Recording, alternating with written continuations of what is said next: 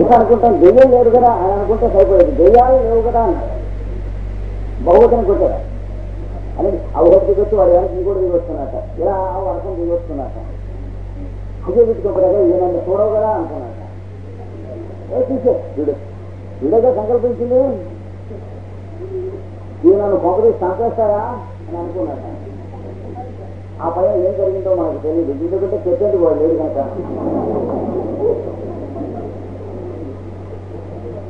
మరి ఈ చెట్టు మీద అసలు నిజంగా స్వతసిద్ధంగా మొదనికి దెయ్యం ఉన్నట్లా లేనట్లా? ఆ చెట్టు మీద దెయ్యం మొదనికి ఉంటుంది నిజమైతే, వృత్తి ఉంటుంది నిజం. అందుకని మొదనికి దెయ్యం లేదురా నాయన ఆ చెట్టు మీద అని ఎలాంటి చెబుతాం. అలాగే సనత్సు జాతర వారు అక్కడ వృత్తి అనేది లేదని నేను ఉపదేశిస్తున్నానన్న ఒక అది అర్థం. మరి ఉంది కదా వృత్తి అంటే దెయ్యం అంటే నీవు మరి దానికి ఓటు వేసి పిలుస్తుంది. అది మళ్ళీ ఎలక్షన్స్ వచ్చినాగా ఉంటుంది, ఈ లోపల ఉండవు. అది పద్ధతి. కనుక ఇది మృత్యువుల గురించి కథ ఇలా ఉంటుంది. మనస్సు ఏది సంకల్పించింది దాన్ని బట్టి ఉంటుంది. అది చెప్పి మనస్సుకి మోహపడినటువంటి వృత్తి కలిగినట్లయితే ఏముంటుంది? గిట్టినవాడు గిట్టనివాడు, మనవాడు పగవాడు పైవాడు వీళ్ళందరూ ఉంటారు, ఉండరా? కానీ పరబ్రహ్మను ధ్యానం చేసి శమధమాది గుణాలు కలిగినటువంటి వాడు, వాడికి ఈ గిట్టనివాడు గిట్టినవాడు ఇవన్నీ వీడికి కూడా గిట్టలు ఉంటే కనిపిస్తాయి కానీ కొమ్ములను. లేకపోతే వాడు నేను వీడంటే గిట్టని వాడినండి అన్నాడు అనుకోండి, ఏ ధర్మరాజు లాంటి వాడి దగ్గరికి వెళ్ళి అంటే ఒక కూర్చొని తమ పేరు ఏంటి అని గిట్టని వారు రాలు అని సంతకం చేసుకోవడం. మీ పేరు గిట్టని వాడు, వాడి పేరు కింద అంటే ఇంకేం పని చేయదు. అయితే ఏం కావాలి? భోజనం కావాలా? ఇక్కడ ఉంటావా ఈ పూట అడుగుతాడు. అదేంటంటే నేను మీకు గిట్టని వాడిని చెప్పాను కదా అంటాడు అనుకోండి. తిరిగి వస్తుంది చేత చెప్పావు నీకు ఏం కావాలో చెప్పు అంటే వీడి దాంతో సంబంధం లేదు. వీడికి గిట్టని వాడు ఎట్లా ఉంటాడు? ఇంకా అప్పుడు ఇంత గిట్టని వాడు కూడా ధర్మరాజు ఇంటికి వెళ్ళి పొద్దున్న లేచి ఎవరి మొహం చూసారా మనకేం దమ్మిడి పుట్టదు అనిపిస్తుంది. కానీ గిట్టనివాడు గిట్టినవాడు అనేటువంటి వాడు మనం తయారు చేసుకుంటూ ఉన్నవాడు కానీ ప్రపంచంలో ఇంకేం లేదు. ధృతరాష్ట్రుడికి ధర్మరాజు గిట్టనివాడే కదా. ధర్మరాజుకి ధృతరాష్ట్రుడు ఏమీ లేదు. ఏం జరిగింది? తన బుద్ధి తెలిసి వస్తూ ఉన్నప్పుడు, కొంచెం తెలివిగా ఉన్నప్పుడు పెద్దలు తీసుకొచ్చి ఋషులు ధృతరాష్ట్రుడి దగ్గర వదిలిపెట్టారు. పాండవులు వదిలిపెడితే చెప్పారు, మీ తండ్రి గారు వీరు, వారు చెప్పినట్టు వింటూ ఉండండి, జాగ్రత్తగా మీ రాజ్యం మీకు ఇస్తారని మేము చూస్తూ ఉంటాము. ఏది కుంతిదేవిని పాండవుని తీసుకొచ్చి అప్పచెప్పిన ఉంటాం. అది ఒక్కటే ప్రమాణం ధర్మరాజు. ధృతరాష్ట్రుడు ఏం చేసినా సరే మా తండ్రి గారు వారు చెప్పినట్టు మేము చేస్తున్నాం. వాడు మీకు రాజ్యం లేదు అన్నాడు. తండ్రి గారు చెప్పారు కనుక మనకు రాజ్యం చెప్పుకుంటుంది అనుకున్నాడు. అంటే వాడు ఏదో కొంత గందరగోళం, వాళ్ళు వీళ్ళు కొట్టుకున్నారు, రొక్కరొక్కలు గుసగుసలు అయినాయి. మీకు ఈ రాజ్యం ఉన్నది, మేము తెచ్చాం, నా కొడుకులకి మేము తెచ్చాం అని సరే అన్నా. గిట్టన వాళ్ళు లేడు. వాళ్ళు తర్వాత ఏమైంది? నా కొడుకులతో నువ్వు కూడా వచ్చి ఇక్కడ కొంతకాలం ఉండి దూరం ఆడాలి, చిత్తం తమకు చెప్పినట్లు దూరం ఆడాలి. రాజ్యం వాళ్ళు పోయింది, నెత్తిన కొట్టేసుకుని వెళ్ళమన్నారు. అయితే ఇప్పుడు ఏమిటి మేము చేయాలి అని అడిగారు ధృతరాష్ట్రుడు. ధర్మరాజు ఎవరిని అడిగారు? అప్పుడు కూడా మీరు చెప్పినట్లు వచ్చి రమ్మన్నాం, వచ్చాం. మీరు ఇక్కడ దూరం ఆడమన్నారు, ఆడాము. ఈ దూరం ఆడి ఓడిపోయినాం. ఓడిపోయిన తర్వాత ద్రౌపదిని సభలోకి తీసుకొచ్చి వాళ్ళు అవమానించారు. కానీ తమరు మమ్మల్ని ఏమి అడ్డుకోవద్దని అడ్డుకోమని చెప్పలేదు కనుక మేము అడ్డుకోలేదు. లేకపోతే ఆ రోజునే దుర్యోధనుడు విశ్లేషణలు ఉండేవాళ్ళ. ధర్మరాజు అర్జునుడిని భీముడిని ఏమి చేయకుండా ఆపినందుకు సరిపోయింది. కానీ ఆపకుండా ఉన్నట్లయితే కురువృద్ధ బాంధవులు అనేకులు చూసుకుండని ఇప్పుడైతే ఇప్పటికరాడు మలోద్ధరుడై ద్రౌపదిని చేసిన కలం దుశ్శాసనం లోకవీకరలీలను వధించి తద్విపుల వక్షశైలము ఉగ్రాకృతి చెప్పాడు. ఇట్లా చేస్తానన్నాడు. చేస్తానని పాపం ఎందుకని ఆగాల్సి వచ్చిందంటే ప్రస్తుతం చేయడానికి వీళ్ళకపోయి ధర్మరాజు చేయికి అడ్డం పెట్టించాడు.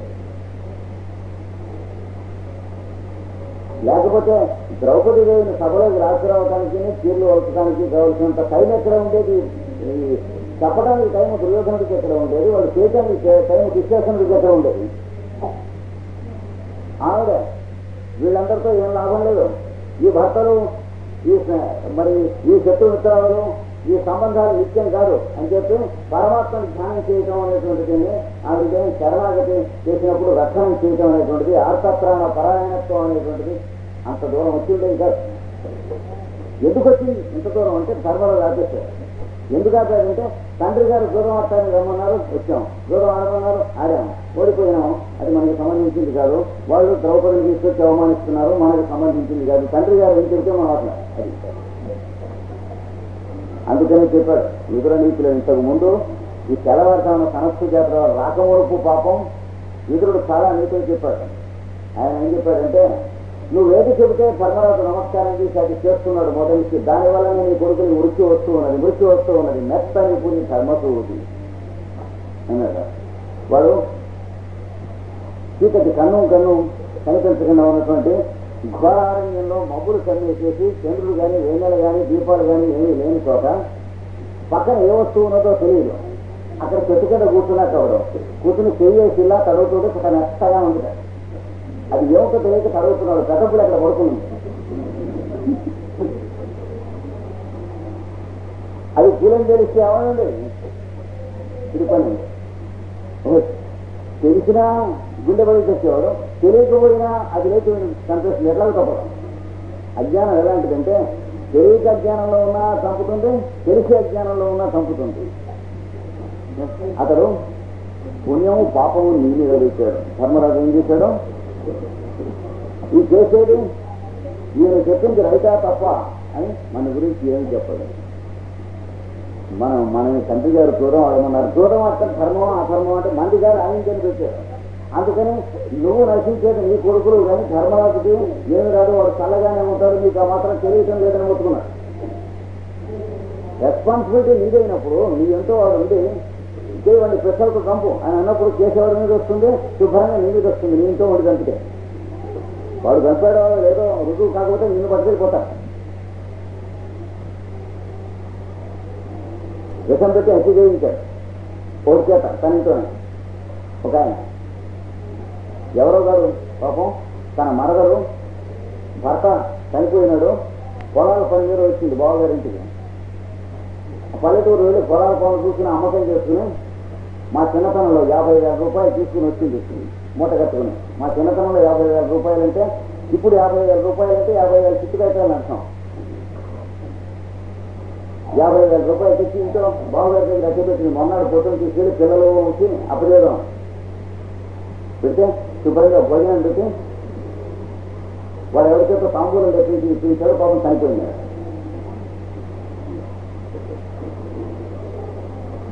ఆ 50,000 జేబు చేశాడు. కానీ ఈ లోపల కేసు ఇన్వెస్టిగేషన్ అయింది. అయ్యేటప్పటికి విషప్రయోగంకే చనిపోయింది అని చెప్పి కేసులో తేలింది. విషప్రయోగం ఎక్కడి నుంచి వచ్చింది అంటే ఊరి నుంచి వచ్చే వరకు ఆరోగ్యంగానే ఉంది, వీళ్ళు ఇంటికి వచ్చే వరకు ఆరోగ్యంగానే ఉంది. భోజనం చేసింది, పిల్లి వేశారు, చచ్చిపోయారు. పిల్లి ఎవరు ఇచ్చారో ఇదిగో ఫలానా వంటవాడు చేసి ఇచ్చాడు, వాడికి తెప్పించాడు. వంటవాడు తీసి తాగుకొచ్చారు. పిల్లి ఎక్కడి నుంచి అంటే వారు ఇమ్మన్నారండి.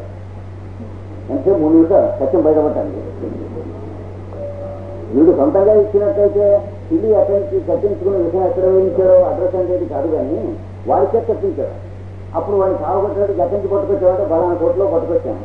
వెళ్ళి కోట్లోకి వెళ్ళి వాడిని పట్టుకుని రోడ్డు సాధించేటప్పటికి నేను అందులో వారు ఏమన్నారండి విషయం నేను ఇచ్చానని వచ్చేసి వాళ్ళు వీళ్ళు అందరూ వచ్చి కనుక చివరికి శిక్ష పెద్ద శిక్ష ఎవరికి పడ్డది, యజమాని అయ్యేవారికి పడ్డది. కర్మ సిద్ధాంతం ఎప్పుడంటే కోర్టులో అయినా అంటే, వ్యవహారంలో అయినా అంటే, వ్యాపారంలో అయినా అంటే, దాంపత్యంలో అయినా అంటే, ఎక్కడైనా అంటే వస్తుంది. ఇది మన భార్య కాబట్టి అని మారదు. ఇది మన ఇంట్లో ఉన్న దీపం కాబట్టి అని నిలబెడితే కాకుండా ఉంటుందా? మనం చేయవలసిన పద్ధతిలో ఉంటే క్షేమంగా ఉంటాం, చేయకూడనటువంటి పద్ధతి చేస్తే అది అంటుకుంటుంది. ఇది ఇలాగ మృత్యువు పని చేసుకుంటాం అని ఉదాహరణలతో చక్కగా చెప్పి మనస్సు యొక్క సంకల్పంలో ఉంటుంది అని చెప్పి మోహపడినటువంటి ప్రవృత్తి కలిగినట్లయితే అట్లాంటి పురుషుడికి తప్పకుండా మృత్యువు ఉంటుంది.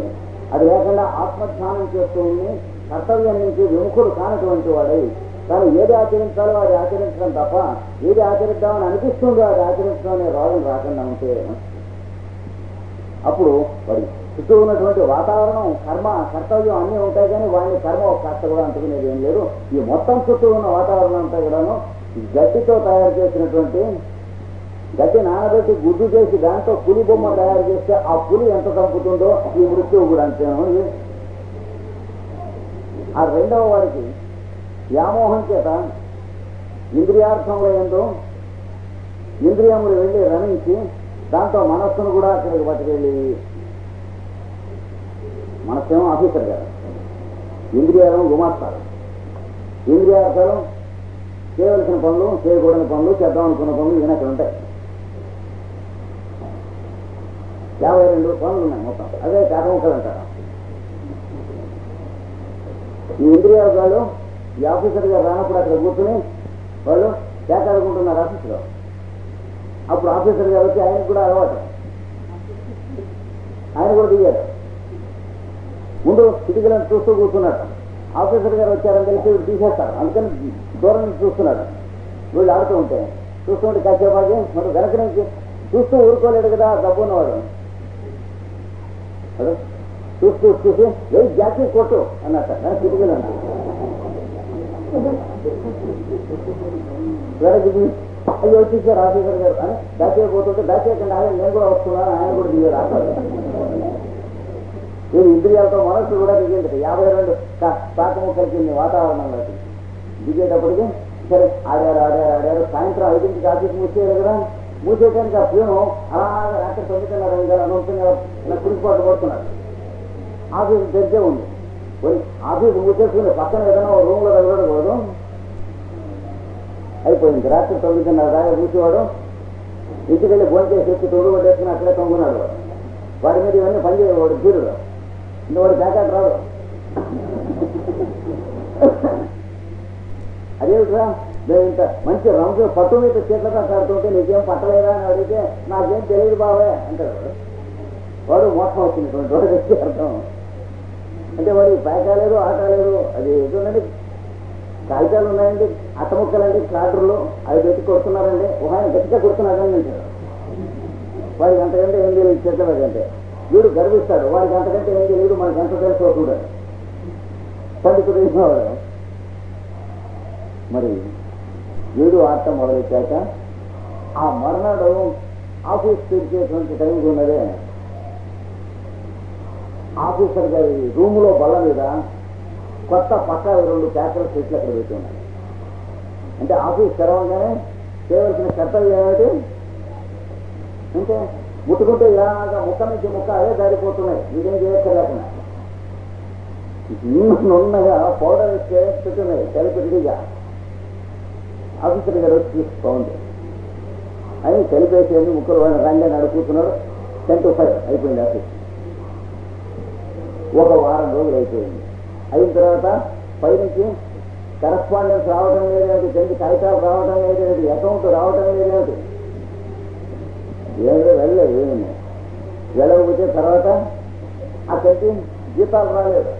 ఆఫీసులో జీతాలు రాలేదు ఏమిటి, అప్పుడు వీళ్ళు రాశారు 5వ తారీఖున. రాస్తే మీ దగ్గర నుంచి జీతాలకు కావాల్సినటువంటి ఆ పట్టిక రాలేదు ఏమిటి, ఎవరికంటే ఇవ్వాలో కాగితం రాలేదు ఏమిటి అని. అప్పుడు వీళ్ళు అతి కష్టం మీరు, ఎందుకంటే ఆ జీతాల పట్టిక తయారు చేసినంతసేపు నువ్వు పేకాడటానికి వీల్లేదు కదండి, ఎంత ప్రాణానికి వచ్చినట్టు ఉంటుంది. అది ఆపి అక్కడ పెట్టుకుని కష్టం మీద అకౌంట్లు వేసి పంపించారు. పంపిస్తే అన్ని తప్పులు. 500 రావాల్సిన వాడికి 50 రూపాయలు, 50 రావాల్సిన వాడికి 5,000 రూపాయలు జీతం వచ్చినాయి. కోపం మురిగిపోయింది అన్నారు.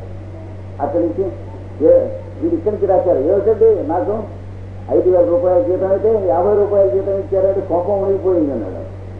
నాకేం నీ కోపే కదా, ఎందుకంటే నువ్వే ఇచ్చి పంపించినవి కదా అకౌంట్లో, కర్మ నీదే కదా, నువ్వు చేసుకున్నదే కదా, నువ్వు చేసుకున్న కర్మకి నువ్వు ఫలితాలు అనుభవిస్తూ ఉంటే నువ్వు పంపమన్న డబ్బు నేను పంపాను, దానికేంటి బిల్లునే ప్యాస్ చేశాను అంతేను. ఇది ఇంతేనండి వ్యవహారం. ఇలా జరుగుతూ ఉంటుంది. ఈ మోహం లేకుండా ఉన్నటువంటి వాడు ఆఫీసులో పనులు చేసుకుంటే ఎవరి జీతాలు వాడికి వస్తాయన్నట్టుగా జీవితం నడుస్తుంది. అదో పద్ధతి. ఈ జీతాలు వస్తాయి కదా అని ఉద్యోగం చేసుకునేటువంటి వాడికి అది పోతుందేమో అని వ్యామోహం ఉంటుంది. అది రెండవ పద్ధతి. తెలియకుండా ఆఫీస్ టైంలో చీట్ల కాకాడితే గొంతు మీదకి వస్తుంది, అది ఒక పద్ధతి. ఈ ఆఫీస్ టైంలో కూడా చీట్ల కాకాడితే గొంతు మీదకి వచ్చేదాన్ని దుష్కర్మ ఆచరించడం, ఫలితమైనటువంటి నరకం అనుభవించడం జంతు జన్మలు అని అంటారు.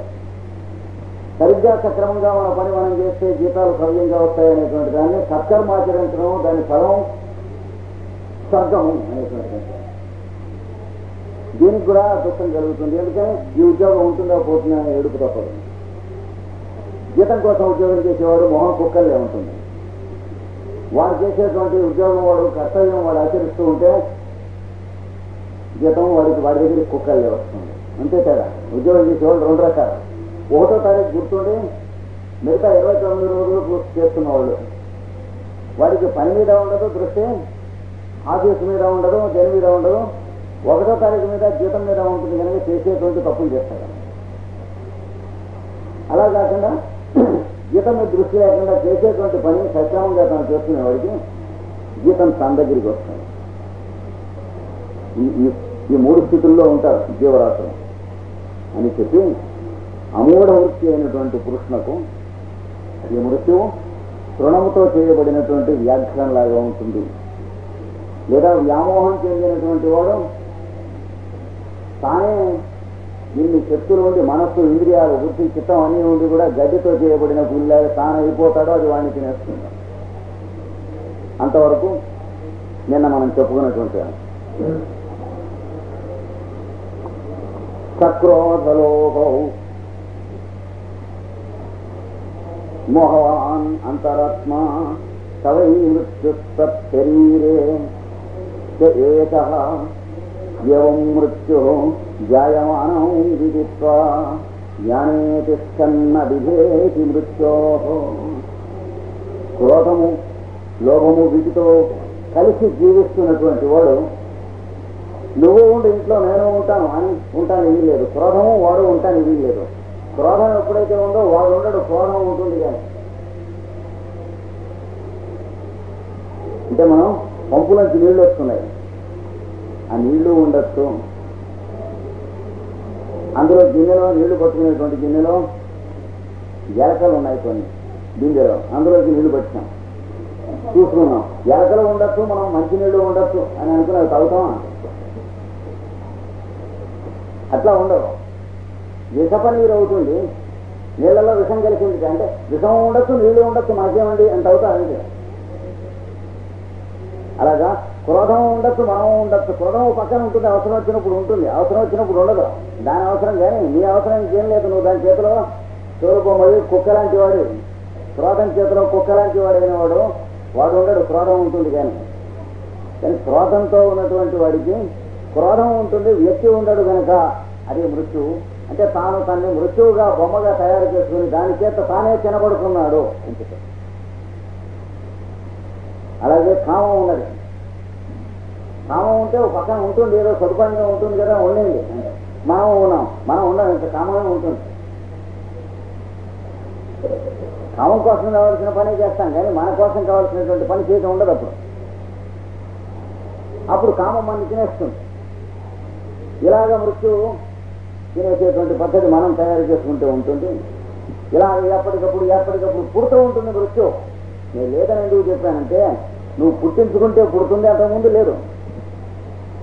పిల్లలు ఎంతమంది అండి అని అడిగితే 6 అని చెప్తాడు. చెప్పాను అడిగి పెళ్లి కాకముందు అడగండి ఈ ప్రశ్న, ఎంతమంది ఏది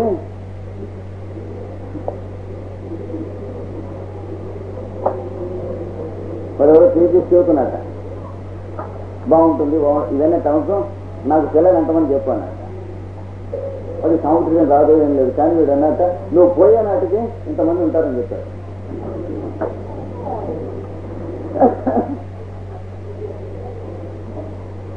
అలాగా మృత్యువులన్నీ అంటే ఎన్ని ఏమి ఉండవు శుభ్రం. మనం భూమి మీదకి వచ్చేటప్పటికి మృత్యువులు లేదని మనమే ఉన్నాం. వాడెవడో ఎంఏ పాస్ అయి ఉద్యోగంలో చేరాడు. కొడుకుని తీసుకెళ్ళి జాయిన్ చేసి వచ్చాడు తండ్రి ఉద్యోగంలో. పరగూళ్ళలో బందర్లో ఉద్యోగంలో చేరాడు. తండ్రి ఎక్కడ ఉంటాడు? విశాఖపట్నంలో ఉంటాడు. వాడు కొడుకుని తీసుకొచ్చి ఇక్కడ తాను రైలు ఖర్చులు తాను పెట్టి తీసుకొచ్చి ఇక్కడ జాయిన్ చేసి వాడికి ఏదో శుభ్రాన్ని గుడ్డలు కట్టించి కుట్టించి ఈ నెల రోజులు వాడు ఉండటం కోసం అని చెప్పి ఒక 1000 రూపాయల కుర్రాడికి ఇచ్చి బుద్ధిమంతుడిగా ఇల్లు ఒకటి మంచి వాళ్ళ ఇప్పుడు సంప్రదాయజ్ఞులైన 2 ఇళ్లలో రూము చూసి అద్దెకి తీసుకుని ఇచ్చారు.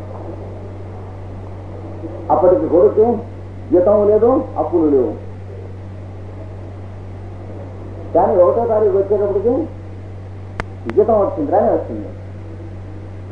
మళ్ళా వచ్చే 1వ తారీఖు వచ్చేటప్పటికి మళ్ళా 1000 రూపాయల జీతం కిందటి నెల వచ్చినట్లే వచ్చింది. అది ఈ నెల మనం చేసినటువంటి అప్పులు 500 రూపాయలను 2 వచ్చినాయి. కనుక కిందటి నెల వాడి జీతం 1000 రూపాయలు, ఈ నెల అంతా 500. సరే, మనకి ఈ నెల 500 జీతం మిగిలింది కనుక అని చెప్పి మళ్ళీ అప్పులు చేశాడు. మరి చేయొద్దండి. చేస్తే వచ్చే నెల ఈ చేసినటువంటి అప్పులు ఆ అప్పులు అవన్నీ తీర్చాలి కాబట్టి 600 రూపాయల అప్పును 1000 రూపాయల జీతం లేదు. ఆ వచ్చే నెల 700 రూపాయల అప్పును 1000 రూపాయల జీతం. ఇలాగ 10 నెలలు అయ్యేటప్పటికి 1000 రూపాయల అప్పును 1000 రూపాయల జీతం ఉన్నాం. ఆ తర్వాత నెల వచ్చేటప్పటికి అప్పు కాస్త అప్ అయింది, జీతం డెఫినెట్ ఇది.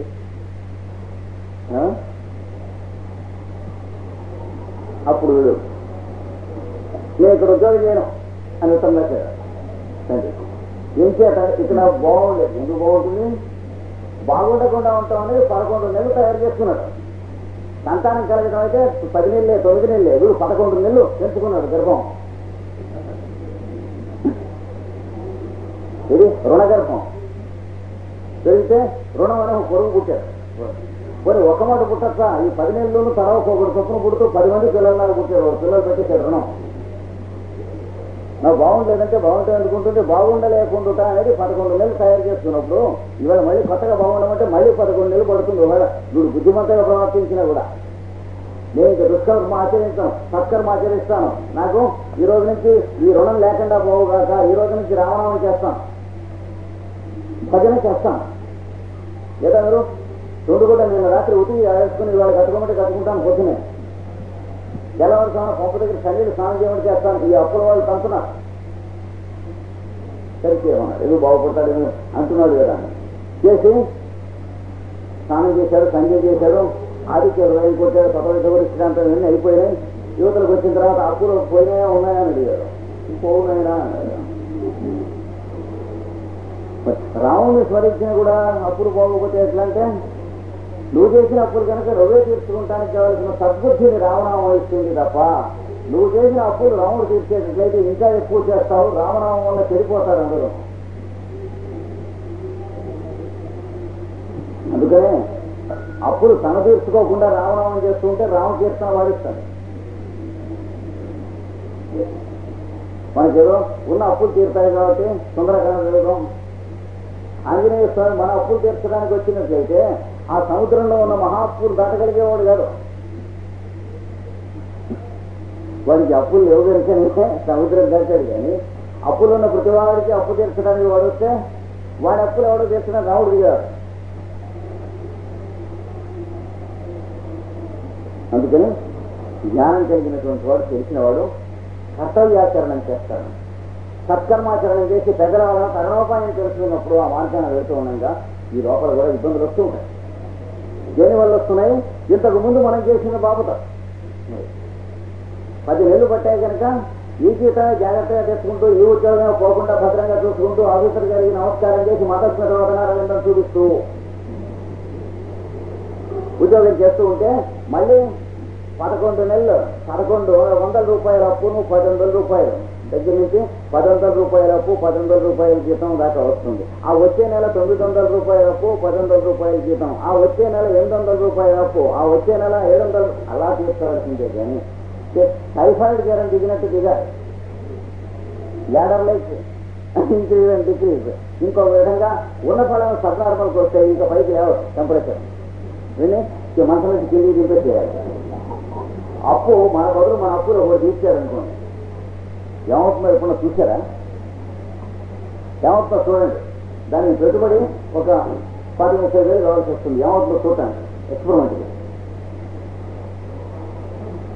ఒక ఆయన చూశాడు, శిష్యుడిని పిలిచి మీరు అప్పులు ఎంత ఉన్నాయని అడిగాడు. నాకండి నచ్చలేదు. అడిగా చెప్పు అంటే ఆర్చేవాడా తీర్చేవాడా అంటే తీరుస్తాను నేను, గొప్ప ఆర్చుకుంటా నువ్వు చేస్తున్నావు కానీ నేను తీరుస్తాను చెప్పన్నాడు గురువు. అంటే 8,000 రూపాయలు ఉన్నాయండి. లెక్కలు ఇంకా ఏమన్నా మర్చిపోయినాడేమో అంటే ఈ కేసులు ఏం లేవండి. అటుపైన ఉన్నాయని చెప్పినట్లయితే దొక్కని చేస్తాను లెక్క వేయి. మళ్ళా నెల రోజులు టైంకి లెక్కేస్తే ఇంకొక 2,000 రూపాయలు తేలినాయండి.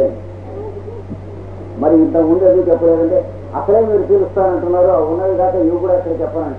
అక్కడ ఉంటుంది వీడు చేసే మహాపాపం అంతా. అంటే నయం అవడానికి వీలైనటువంటి గ్రాఫ్ ఇన్సిన్సియారిటీ అండ్ స్కౌండ్రల్ నేచర్ అక్కడ ఉంటుంది. మీరు అసలే తీరుస్తా ఉన్నప్పుడు ఆ 5,000 రూపాయలే కాకుండా మీ 200 రూపాయలు కూడా అందులో ఎట్ట కలిసి చెప్పనండి అంటే వీడు బాగుపడ్డా. ఇంకా పుటం పెట్టిన జనం బాగుపడేది లేదు. సరే పోనీ కలిపి చేశాడు. ఇంకా టైం పెట్టారు. ఈ టైం తర్వాత నేను ఎక్కడికి పోనివ్వను, నీ అప్పులు నేను తీరుస్తాను, నా దగ్గర ఉండాలి, నేను చెప్పినటువంటి పనులు నువ్వు చక్కగా చేసుకుంటూ ఉండాలి, నీకు కావాల్సిన అన్నం మొదలైనటువంటి వస్త్రం ఇల్లు వాకిలి అన్ని ఇస్తాను, నీకు ఇంకేం కావాలో అది ఇస్తాను, అందుకని నీకేమన్నా ఉంటే చెప్పు అన్నాడు. ఏం లేవన్నాడు. వాడు చెప్పిన సీట్ తీశాడు. సీట్ చేసి అక్కడే ఉండమన్నాడు. తనతో గురువు గారు శిష్యుని కొన్నాడు. కొంచెం బయటికి వెళ్ళి వస్తాను, వీళ్ళు లేదు సంతోషం ఎందుకన్నా కొంచెం పని, అదే పని ఉంటాను వీళ్ళు ఏం పని నాకు చెప్పు, నేను ఏ పనైనా కూడని పని అయినా సరే నేను చూస్తాను, అదేదో అలవాట్లు ఉంటాయి కదా నేను అవుతున్నాను, ఏమిటి చెప్పు నేను తెప్పించి పెడతాను. చూస్తూ మీకు దాకా ఎందుకంటే అక్కడ బాగుపడడం లక్షణం ఉంది. దేవుడు కూడా దండపెట్టి దేవుడు చూడకుండా పక్కన మనం బుడ్డి పెట్టుకుని తాగినా సిగరెట్ తాగినా దేవుడు ఎదురకుండా తాగితే బాగుపడతాను, కానీ పక్కకెళ్ళి తాగేటువంటి వాడు ఆ జన్మకి ఇంకా బాగుపడ్డామని ఆటోబాగా వేసిన తీసుకెళ్ళి మాకు శ్రీనగర్ దగ్గర అరణ్యాల్లో ఒక సిద్ధుడు మహానుభావుడు ఉండేవాడు, పాకరపాటి గురువు గారిని. పూర్వపూర్వ జన్మ పుణ్యం విశేషం చేత దాదాపు ఒక 15 సంవత్సరాలు అహోరాత్రాలు అయినా నేను కలుసుకున్నాం. ఆయన ఎప్పుడు అరణ్యాల్లోనే ఉంటూ ఉంటారు. ఈ గిరిజనులకి గిరిజనోద్ధరణ హరిజన గిరిజన ఇలాంటి కబుర్లు ఇష్టం వచ్చినటువంటి తేలటం లేకుండా ఆయన మా చిన్నతనం నుంచి కూడా అక్కడ ఉన్న గిరిజనులకి ఒక ఏరియా ఏర్పాటు చేసి ప్రతి కొండ దగ్గర అది ఫారెస్ట్ డిపార్ట్మెంట్ వాళ్ళ దగ్గర నుంచి దానం చేయించి గిరిజనులకి ఆ గ్రామం వాళ్ళకి ఏర్పాటు చేసి అక్కడ రామగుడి ఏర్పాటు చేసి వాళ్ళకి రోజు రామనామం చేసి ఉదయం సాయంత్రం స్నానం చేసి శాకాహారంగా దిగినటువంటి గిరిజనులను కొన్ని 100 గ్రామాలను స్థాపింపజేశాడు వాళ్ళకి. తనకేం కావాలంటే ఏం లేనటువంటి వాడు, బ్రహ్మచారి అయినటువంటి వాడు. చిన్నప్పుడు పెళ్లి చేస్తామంటే ఇంటి నుంచి పారిపోయినాడు. ఏలూరు దగ్గర ఊరు దామరాజు గారు ఇంటి పేరు దామరాజు వెంకటరామయ్య శర్మ గారు. పేరు ఎవరికి తెలియదు ఆయన చేసే వరకు. పాకలపాటి గురువు గారు అంటారు. ఆయన ఉంటున్నాడు. ఉంటూ ఉంటే ఓడు నేను ఇక్కడ మీతో పాటు తపస్సు చేసుకుంటానికి ఉంటాను,